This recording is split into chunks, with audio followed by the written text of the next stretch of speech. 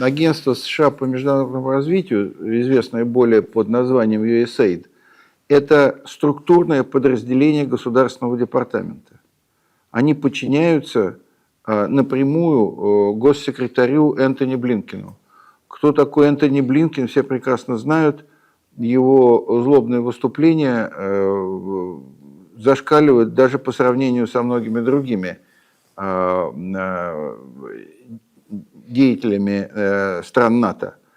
Это первый момент. Второй момент. USAID поставляет основную часть средств, которые расходуются на проект НПО. Исключение этого агентства из этой цепочки, естественно, ослабит негативную работу из-за рубежа, и поэтому такая острая реакция.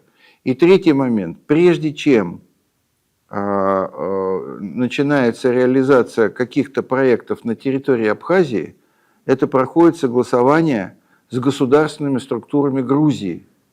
И тут получается явный перекос, потому что грузинские власти диктуют, что и как должны делать неправительственные организации, а те, в свою очередь, отказываются подчиняться Министерству иностранных дел Абхазии и отчитываться о своей деятельности. Я думаю, что даже если бы какая-то деятельность неправительственных организаций была бы полезна Абхазии как государству, то, наверное, стоило бы предварительно спросить мнение у властей. Власти бы подсказали, где чего не хватает, где что нужно, чему помочь. Но неправительственные организации, и понятно почему, потому что это американские деньги, и грузинское управление отказываются согласовывать с МИДом Абхазии свою деятельность. Собственно, этим и объясняется реакция властей на их деятельность.